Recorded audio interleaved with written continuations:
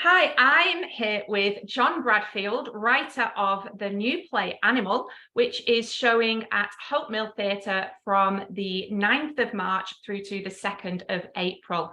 Now, Animal won the Hope Mill's inaugural Through the Mill Prize, and it was also shortlisted in the top 5 for the Papatango Prize out of, I think it was 1,500 entries. So it's an amazing play, I'm sure you can imagine. Jon has also co-written the acclaimed series of the queer adult pantomimes. He's written an episode of Missing Alice for the BBC, directed by Mark Gatiss, and he's had work produced in New York. So thank you for taking the time during this really busy period to come and chat with us at Manchester Theatres.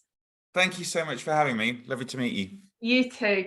So Animal, it follows David, who's a 25-year-old, as he basically tries to navigate his way through love, through relationships. He's incredibly horny, and during all of that, and trying to figure that out, as if that's not hard enough anyway, he has to navigate the fact that he has cerebral palsy, and so he requires around-the-clock care. Yeah. So what else can you tell us about the story? Well, you're right. He is incredibly horny, but at the start, he's just incredibly frustrated. I mean, he says in the, he has anger management therapy. He almost doesn't realize of what he's got is horniness, because of his cerebral palsy, he can, he needs help to shower. He can't feed himself. He can't get himself a drink, and one of the things he can't do is pleasure himself.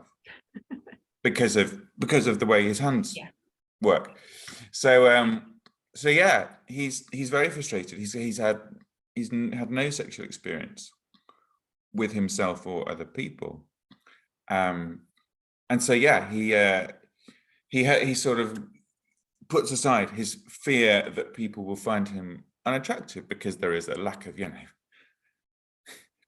disabled people, especially people who are on site, obviously disabled, aren't necessarily very sexualized in our society, in our media. So he's not got much in the way of representation of other disabled people that you can get, oh, okay, that's what a sexy person looks like. So he's got these quite a lot of fears. He gets himself on Grindr, on the hookup/dating app, and goes on this sexual journey. And then as you say, it becomes about how do you have something as private and intimate as a sex life and a romantic life as well, when you're also relying on people to do the basic life stuff for you all the time? Do you keep that separate? Do you keep that, okay, that person's my carer, my assistant, they do that, this person I go on a date with? Or is that impractical? Do you actually, the minute you start dating someone, do you go, now can you put me on the toilet? How do you seem independent? Well, not being, I guess. It's a minefield, and it's like I say, it's really going to open people's eyes, I think. And excuse the pun. I love puns. I write pantomimes. Oh, good. I was going to say, does David get a happy ending? Well, it is, I would say. It's kind of right. The model is it's a rom-com with some pretty dark stuff and some pretty rude stuff, right? Yeah. So, but this being theatre, it's, I would call it a nuanced, happy ending. There's certainly, there's a climax pun that happened. There's a sort of big messy climax that happens sort of towards the end. And there is a resolution. But yeah, I think you come out with a smile, having gone through a bit of turmoil. Yeah. Good. I can't say too much. Also, if I no. The ending is the characters don't mean anything to you. But yeah, something that was really important to me actually was that because I'm not disabled, Josh, who came to me with the idea, is that I didn't want to write something that felt documentary, that felt like it was representative of any kind of universal disabled experience. I wanted to write about one character, make him fictionalized, and give him a proper story with beginning, middle, and end. You know, Yeah. so yeah, I wanted, and as I say, I write a lot of pantos, and I know that it's good to come out going, ah, okay, not necessarily beaming, Yeah. but certainly with a sense of a story having come to a natural Yes. end. Yeah. So you've mentioned Josh there. So this is Josh Hepple who Yeah. brought the story, well, the idea of this story to you. And Josh himself is a writer and he's an activist. And as you said, he does have cerebral palsy. So how did that meeting come about? How did you two, how did this idea and how did it all develop? He had seen some of my shows, and he'd had this idea for there to be a play that was like inspired by someone in his pretty much his circumstances, so similar impairments to him, so sort of same level of cerebral palsy, if you want to put it like that, and about sex. And so he'd been tinkering with writing a play for ages, had decided he wasn't a playwright, but really, because he loves theatre, he really wanted there to be a play about this. So he got in touch with me, having seen my shows, and I think he thought that he wanted something that had a comic tone to it. And you know, he'd seen comedy stuff that I'd done. So yeah, he got in touch, and I said, okay, let's explore this. And I sort of came to an agreement that I would absolutely respect his view on anything in terms of how disability was talked about and portrayed. Because, you know, different people have different philosophies around how they feel about their conditions and so on. And but that I wanted to have the freedom to tell a proper story and go off on a fiction with it. And so I spent months getting to know Josh, learning about his views on disability, about what it is to rely on people all the time, and how that intersects with a sex life. And that was a massive education for me, because I never had any friends with severe impairments before. So yeah, that was real education. And then I went off and sort of using his starting point ideas. Here's a guy in this situation and so on. Put a story together, and then I went and wrote a draft and another draft, and we're checking with him each time. But yeah. Yeah, and like you say, it's really breaking barriers and looking at the idea that disability, as humans, we all kind of have those same thoughts, those same desires, those same needs. Right. I mean, yeah. Josh talks eloquently about this. He says that, which as I now uneloquently try and phrase it, he says that, the ability to love and to desire and to give sexual pleasure and affection, and to be seen as deserving of those things yourself, they're a massive part of the human experience for most of us. So if you take that away, if you don't see people in that way, or people can't access that, you're taking away a big part of what it is to be human. Yeah. And it's interesting that I finished the first substantial draft of this play over 3 years ago, and then COVID happened. So to me, I'm at the stage where I can sit in rehearsal and I'm getting the writers down going, is this play about anything? But of course, when I was writing it, this is all completely fascinating, because to me all this stuff was really, really new.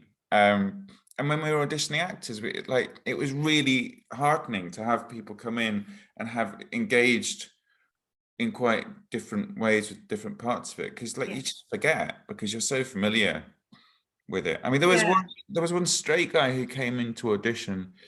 I'm not speculating, he talks about his girlfriend.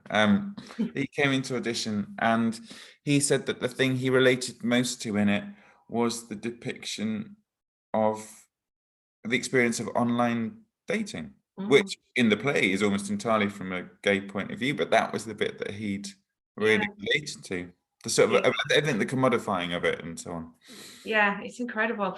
So I recently saw an interview with the actress and comedian Rosie Jones. Mhm. And she was saying that every time that she's on television, she gets this horrific trolling about her appearance, her speech. And yeah, she said she's just still getting it even now today. And is this sort of idiocy, let's say, from some minorities of the human race, something that you've kind of thought about or prepared yourself for, that there might be this backlash? There shouldn't be, but that there might be. Well, now I'm thinking it. Oh, sorry. No, I mean, the broad answer is no. I think that there's a big difference between theatre and TV or online stuff, right? In that you choose to go and immerse yourself in a thing for an evening. You buy a ticket. You look at how to get to the theatre. Like, there's an investment. Yeah. Like, you're there because you're wanting to engage and be stimulated by it, rather than it being the thing that you click on. No, that does not remotely excuse it. I mean, it's no, but I understand what you're saying. It's just extraordinary, isn't it? It's the fact that, right, people can say and think what they like in their own homes. The fact that people think it's sort of all right to just say that in a way that the person will know it on Twitter. I know, it's insane. And that's probably being said by people who, presumably in their own families and social circles, wouldn't dream of speaking like that. But it somehow doesn't count if you're online. Anyway, sorry, that's like that's a whole other play for you there. You right, see, isn't it? Yeah. The thought process of that is, I can't even go there. I don't get it. But yeah, well, yeah. So no, I think broadly no. I think so. Josh, who inspired the character of David, plus and Chris, who is playing David, and he's a terrific actor. He was he did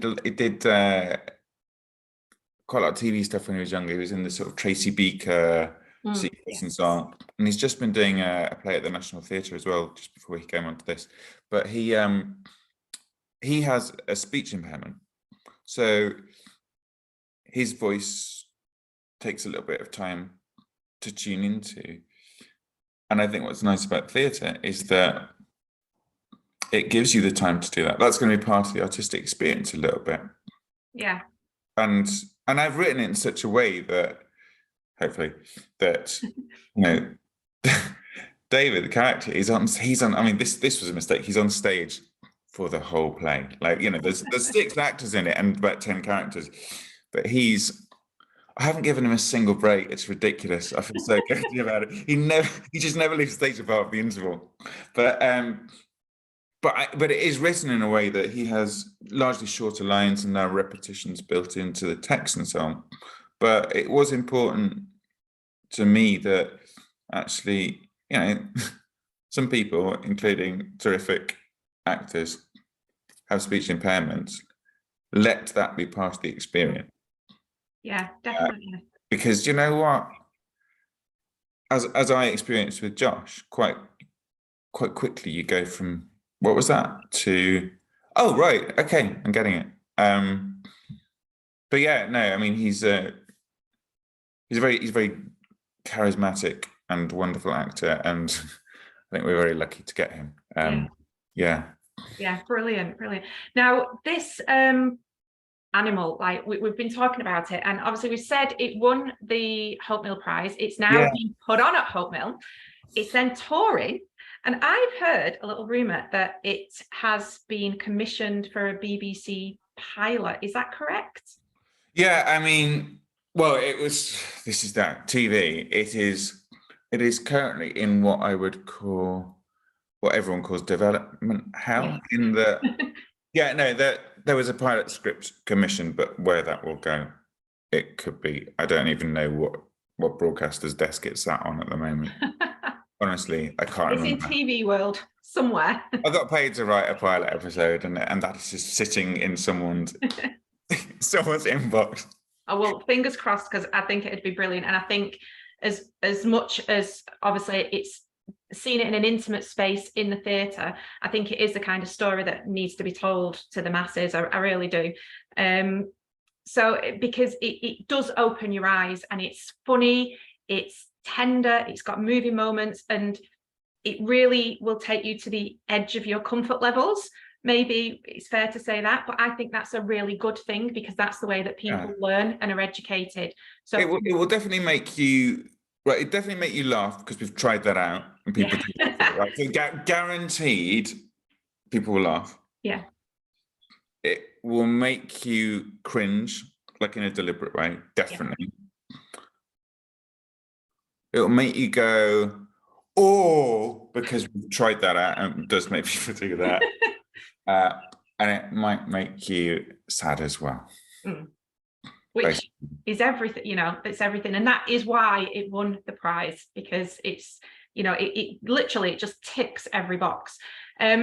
Just to finish, what would you, so you've said kind of what audiences are going to take from it and what you'd want them to take for it. So maybe thinking to other writers then, just to finish, anybody who is perhaps thinking of entering something like the Hepple Prize, what advice would you give them? What's the experience been like for you? So I think that so the Through the Mill Prize and any playwriting prize, I think they're invaluable, because almost no new plays get to the stage by sending them just to a theatre or a theatre company, right? Yeah. Basically, that's the truth. They're commissioned from existing writers. They're commissioned from writers who, oh, we like that play you wrote, but not enough to put it on. Let's do something else, right? What happens with a theatre prize is that you are not judged on anything apart from the play that's in front of them. There's no, does this fit into the rest of our artistic program?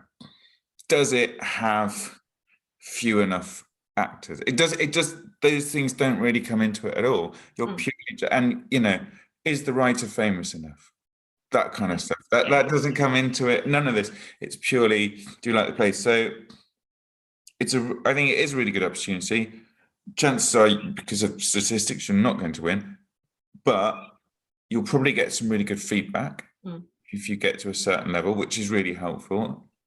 And it's usually thoughtful feedback. Prizes give you a deadline. I really struggle to write without a deadline. I think it's why I write a lot of Christmas shows, because I know when they have to.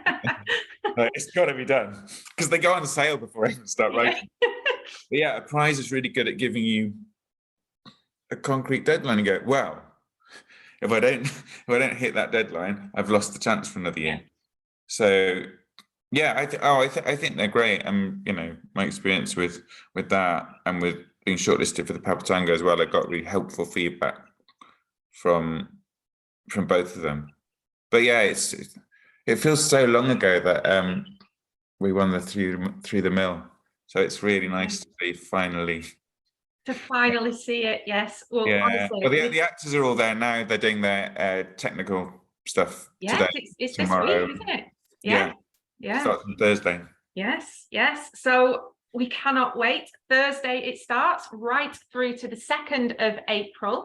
Animal by Jon Bradfield, and the story initiated with Josh Hepple. So please go along and support them. It's going to be a fantastic show. And thank you so much for chatting with us, Jon. All the best of luck with it. Thank you so much for having me. That was really nice. Thank you. Thank you. Thanks. Cheers.